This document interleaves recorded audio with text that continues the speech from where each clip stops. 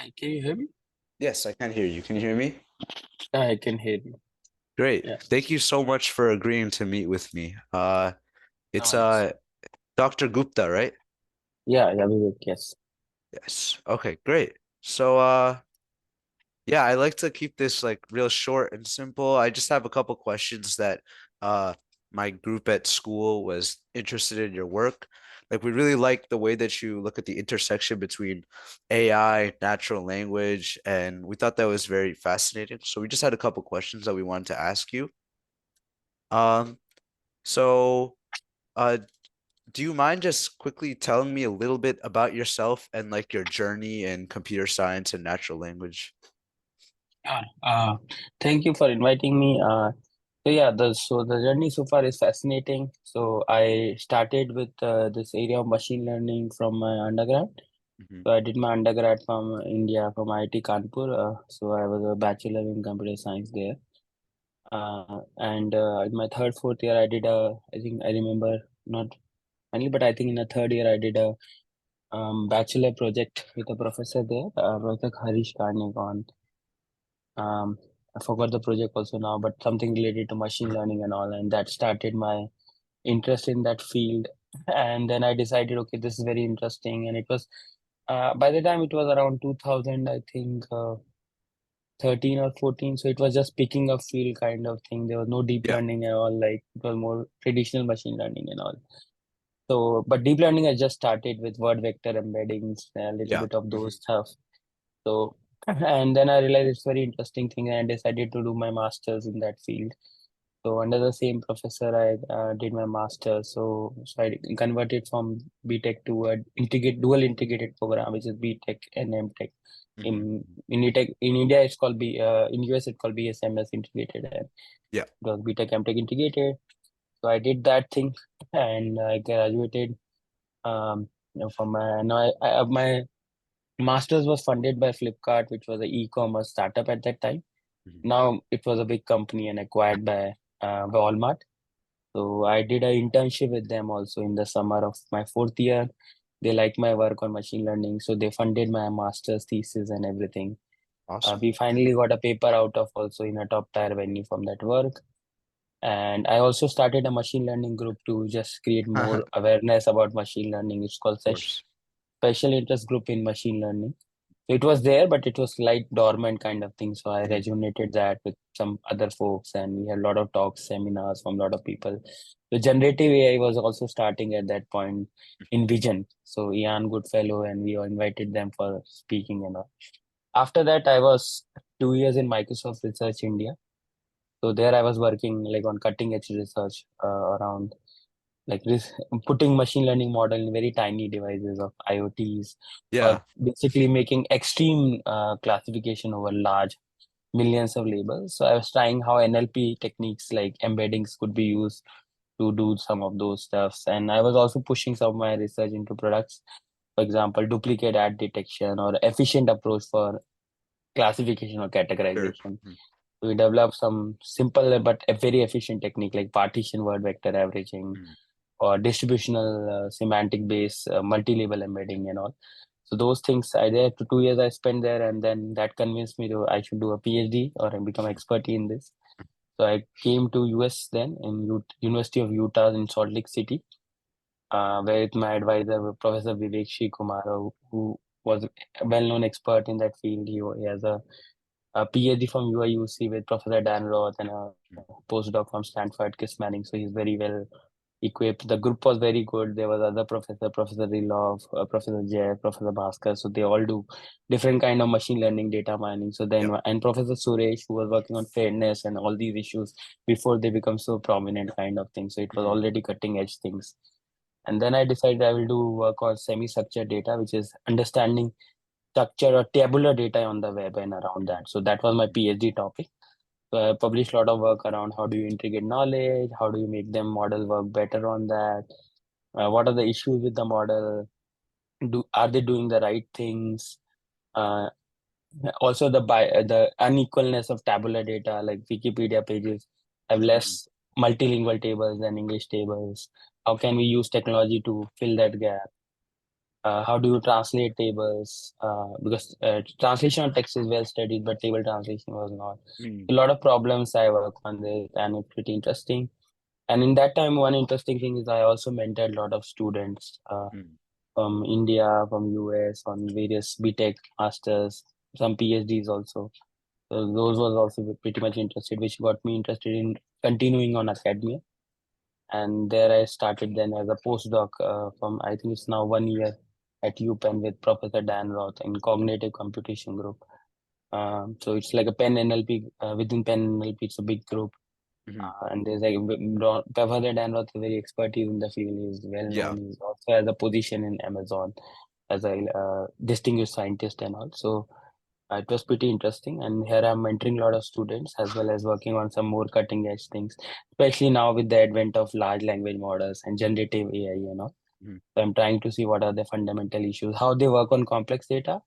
Second, what are the fundamental issues of hallucination, factuality, and problems in the real world, and how can we mitigate them? What are the scientific research solutions to them, and mhm, how this? mhm. Yeah, And of course. yeah, Yeah, I found your work very interesting. I took a little bit of a dive into the semi-structured tabular data. I saw the Wikipedia pages and the Q&A, and I thought that was very fascinating how you managed to translate that tabular data into a model that could reason those things. correct. Um, yeah. And regarding that, like, what do you think the the importance of that work is, and like the real world applications that we have with the introduction of your work in the semi-structured tabular data? That's a very nice question. So yeah, there's so many application of this. So for example, you have seen tables probably everywhere in the world, Mm, correct? Like you mhm, see tables in, let's say, e-commerce when you buy your favorite products. So there's attribute value. You also compare products. You have seen like, okay, should I buy this or this? And then you see a table popping up there. yeah. You also see table like, for example, in announcements and all, there's a tabular format Mhm, how things are done. And then in medical records, so clinical patients stuff are in tables. So these are very things. Finance, there's a lot of things which are yes, in of tabular course. format, kind of thing in finance. Numbers are there, reports are there, quarterly results and all. And then even like in scientific papers and all, we present results by tables, Mhm. kind of thing. Yeah. So tables is there everywhere, kind of thing. So what I found is like there's a lot of work around understanding text kind of Mm, thing. mhm, There's also some work on like very curated and clean data, which is basically knowledge graphs kind of thing and all, which is a very, very clean version of how you represent data. yeah. But there's very less work on like semi-structured kind of data where there's a loose table. So Mm, like there's a structure of data, it's like short pieces of text mhm, arranged, and it is a free form text. It can take from like Boolean, from yes, no yeah. to Mhm, date, so any other form kind of thing. So those are there. There's some close relation to database kind of table, but they are also very clean and same format. mhm, So the tables are there all where. So I think this was present everywhere. Plus, it's a challenging task, mhm. and it's a big portion of the web is containing table, correct? Yeah, So of data is course. in vision, text, and also table kind of thing. So I Mhm. thought I that could would be interesting if we can use that also to make things, question answers and everything work. Yeah, great. Yeah, I thought that was very fascinating. I could definitely see it like being used as a great application, especially you're talking about medical applications, a way for the doctors who, are more focused on the medicine side of things rather than the technology, a way for them to like naturally interface with the data that their patient has. And it was very interesting to me. Correct. Right. So that's definitely even like patient records are in format of tables. So if there's a tool which can analyze them, Yeah. summarize them, or ask, yeah, like if a doctor did something and it can basically ask a question and it can reason on that and get the right things. So that could be very interesting kind of thing. So I see a lot of application, and table is one format, but the complex data can be even like maps, Yeah. charts, Hmm. Hmm. flow charts, graphs. Okay, so the table is just one form, but in general is a complex data type Yeah. which is missing out from just unstructured text or completely structured thing. Hmm. That is some area which I feel is very important, and there's abundant of them present. There's real world use cases of them. So building technology around them is important. Yeah. And so yeah, I think that that's a very fascinating piece of work. And what do you think like during that whole project and during the process of uh developing that, what do you think were like the biggest challenges and how did you overcome those? Just like one or two Correct, correct. challenges. Yeah. So I think AI on complex data has a lot of challenges. Things are pretty much better now from the point I started. So Hmm. one big is lack of resource, for example, definitely. So there is unstructured data, but they are not extracted or in the format which you can use for training our model kind of thing. So you don't get a QA data set on table on off the shelf to use Of kind of course. thing. Yeah. Kind of thing. Second thing is like what most of the models which were developed, but technology was aligned with the unstructured text. Hmm. So how do you adapt them for the structured text or a semi-structured text? That was a challenge kind of thing. And lastly is also about evaluation. So evaluation can be a bit tricky in a structured text. So if your model is doing the right thing or not, how do you check on that? So that can become a tricky with the structured text kind of thing. Hmm. Because this is like, for example, if a model generator, let's say you are doing a table generation task. So you have paragraph and you want to have a generation. How do you evaluate that the table generated is right? It contains all the significant information. Hmm. So these are some of the challenges around it. And then there's also some kind of computational challenges around it also, like with Hmm. LLMs and all. They really work very well on complex data, but if you want to do something really nice, you have to fine tune or pre-train them Yeah. kind of thing. Hmm. So how do you do that computationally efficient way kind of thing? So those Hmm. challenges are still there. And then there are obviously common challenges which are there with the generative AI of Hmm. hallucination, Yeah. factuality, Of inference course. time, speed up, and all those things. So how do you work on those things also? Yeah, factuality was another thing. I know there's a lot of hot talk about fairness and equity in the field of machine learning and these topics. Was there any steps during the process of the development of your semi-structured model where you considered these fairness aspects and took any extra steps to ensure that your model was Correct. fair? Yes, so there is a lot of things I did. So many of the paper I worked also involved creation of data sets. Hmm. So I particularly make sure that it's diverse enough. It contain multiple domains. It contain attributes for multiple aspects. It doesn't contain many sensitive information. Then also like I make sure that it's the models which I train I are evaluated in multiple ways. So it might not like if the model work on some domain, then in the wild it will not work or it will get something really fishy things kind of thing. Yeah. So on that aspects also I did work on that.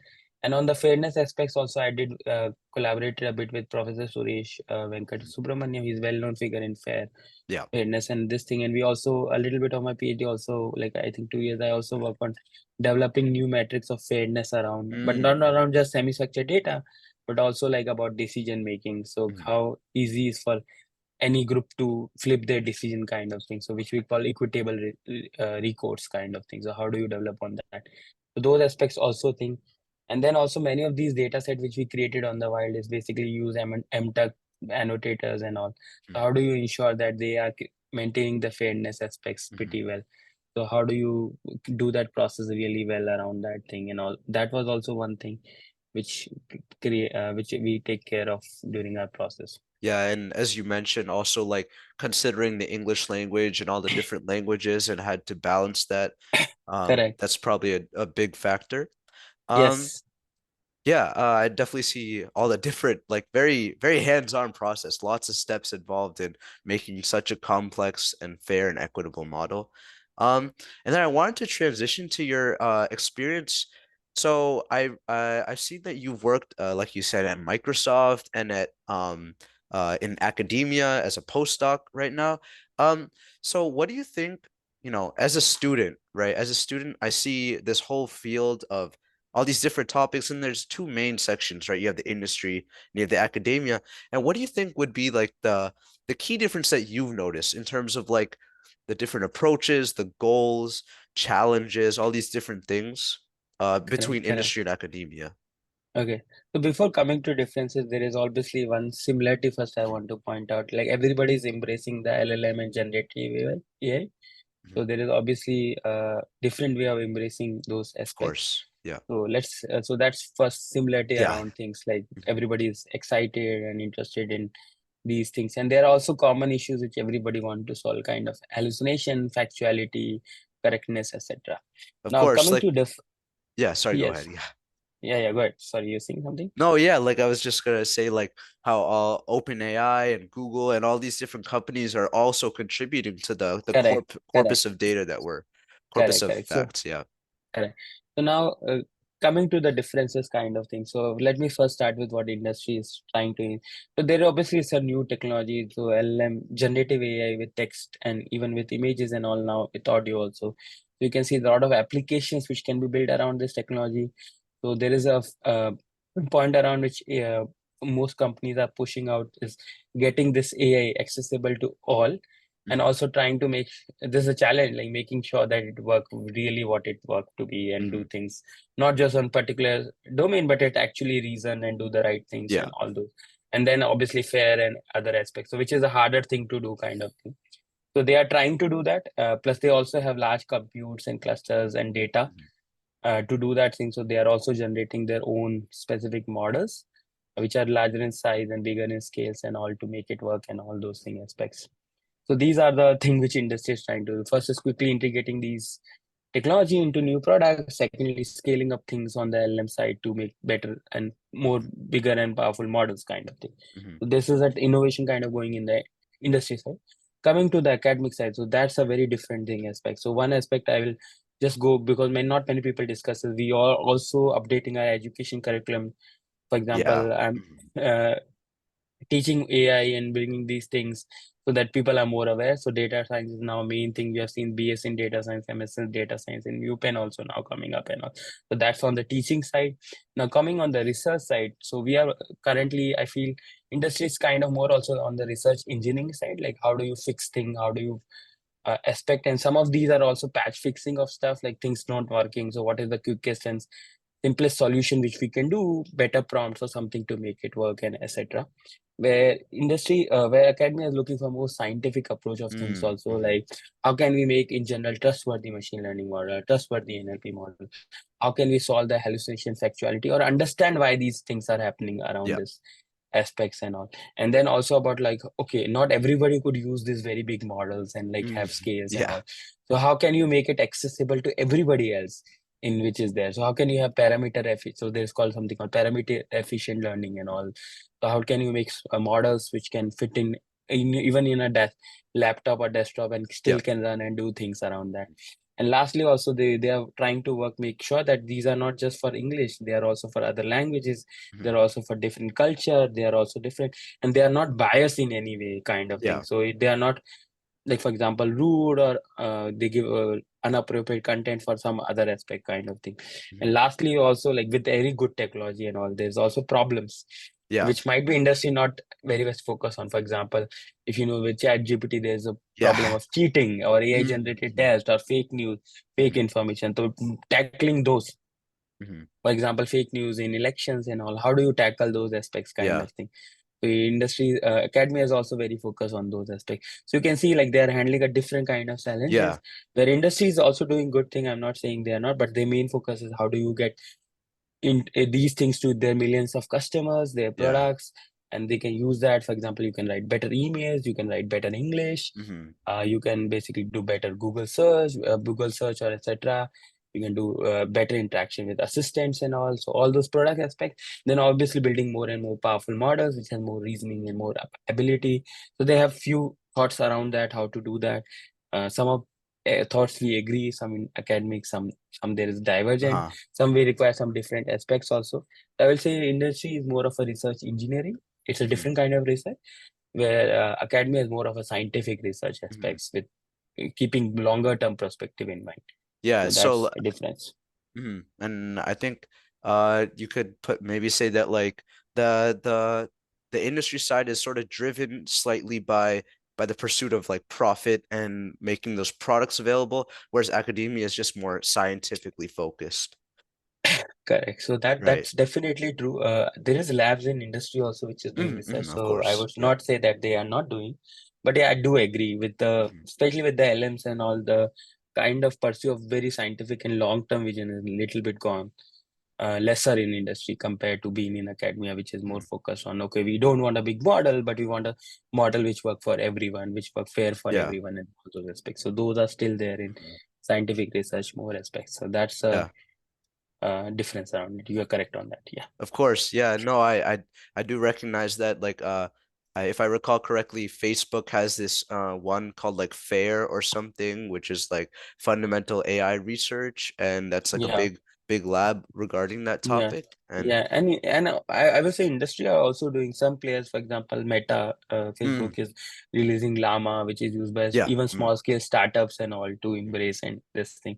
So Mistral and Databricks, so they are also releasing their own public available models, which are smaller. So I'm not saying industry is not contributing to open source, so they are also doing that.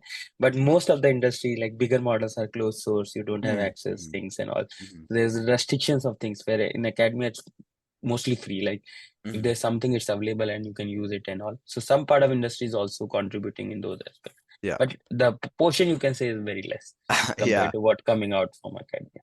Yeah, Yeah, just a few more questions for you. no So worries. um so one thing I did have a question on is like there's some like language heavy fields we think of, like you said, healthcare, law is another field, we have writing, art, all these different things, like just generally in the field of natural language processing.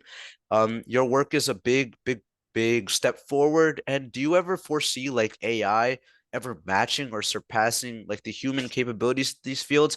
And if it ever gets to a point where we're at this stage, do you ever see like um or this is probably a long-ended question, but do you see any like new and different types of human and AI collaboration? And how do you think that in the future, as models get more advanced, the role of humans in AI plays differently? Yeah, thanks for asking this question. And I think this is very, very relevant even to people who don't know anything about Mhm, AI or anything. mhm. So this is very, and this is also a little bit scary question for many of the people regarding their Yeah, jobs. And also that's a yeah. very interesting question. So I do feel like some of the AI advancement which is happening will have some profiling effect on some of the things. For example, writing tools will suddenly become very powerful. Yeah. Some of the extraction processes is becoming simply powerful. But I still feel like some of the complex stuff, like for Mm, example, you mentioned law. Now, law is very tricky thing. It's a domain specific mhm, stuff. There's terms that are involved. And some of those also have human aspects involved, like understanding. Like for example, judgment is very like we cannot have mhm. a AI judge doing things. We will never Yeah. accept that. We have a human who make rational decisions. Obviously, they have set their rules and all, which AI can learn and still Yeah. reason on them. But we still finally want an emotional being around it. Mhm, One interesting example is teaching. Like we can have very personalized tutor. I am not agreeing on that. We don't have those, and probably Khan Academy and many people are trying to do that, which can be as an assistant. But still, we need teachers who can explain things, who can understand things, which have emotional connect and everything aspects. Some aspects require very scientific precisions and aspect which is very hard to get. For example, medical also, like this is a decision on life death, for example, correct? So you mhm. can have you can't have a lot of false Positive. Yeah. negative positive negative. So you can't have those because the cost of that is super high. Financial thing, for example, you cannot have tools which have you need to very highly precise in those things, Mhm, correct? So ultimately, they all give probabilities and they have their own issues. And also, I think there's time for those. For example, like radiologists, people said like they will replace and like we will not need, but still we need this. Like it's still yeah. not happened. So I see there is where there's a creativity involved, there's a human aspect Human. in deeply involved, uh, emotions involved, interaction involved, all those aspects. There is still very well scope. We don't still have robots which can do a very simple thing. So Yeah. if you think AI is really good, we would have a robot which will do our house chores and everything and all. So we still are not. So I think robotics and language is a big language vision is a big thing people are now pushing in the next few decades. Mm, It's still an unsolved problem.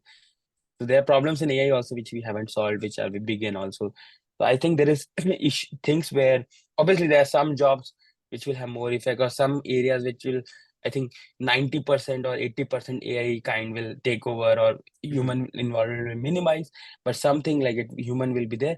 But overall I feel even in these things like medical and law and like for example teaching and all, we will have AI assisted tool for no mhm, doubt, even programming and all where human and AI work in collaboration So for example, I need to understand a big document. I can ask AI to get things Hmm. up.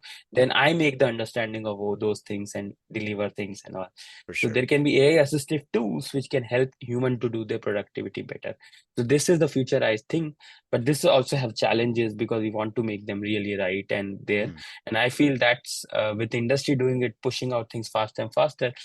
Scientific academia can see what are the issues around this and then tell them these are the issues. Please Mhm. fix it. Like it should be fair, bias free. It should be across languages, and also these tools are not just in the hand of few, but across all and working well and all those things. Mhm. For So sure. I think Yeah. that, yeah, Yeah, yeah, the idea of a tool like AI is more of a tool is really true.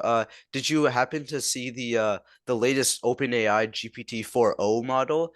I thought it was correct, very fascinating that while it took a large control of the aspect, the students still needed Sal Khan there to make it all happen, right? The teacher still had to be there while the correct. assistant was there, right? Correct. That's true. That's true. So there should be even these things are needed for controls and all those Hmm. aspects. So I do feel human will be there in the loop in multiple levels. Hmm. So machine can facilitate things faster, but humans will ultimately, especially decision making processes and some of the things, the involved machine will be anyway very limited. For example, in making judgments, for example, or law decisions and all, where actually we are not at the level we let the machine be do things.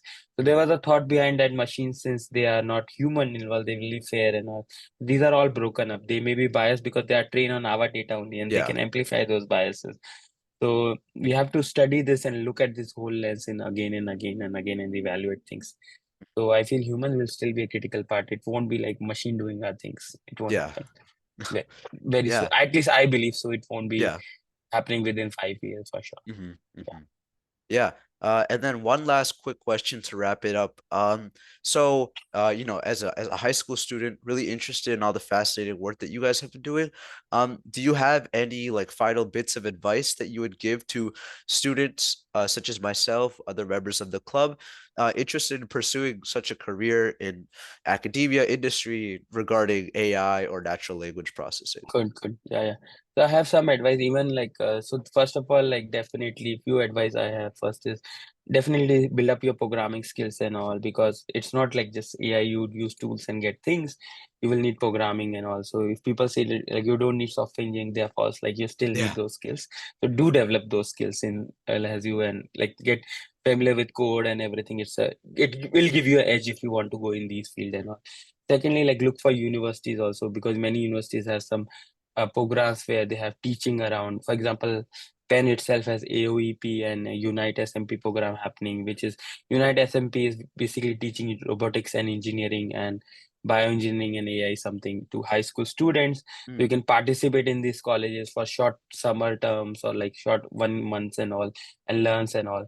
Then there's mentoring programs also there. So I'm also involved in AEOP mentoring program this time, and two high schools are coming at UPenn and working with me on something on mm, AI, and they are mhm. getting equipped.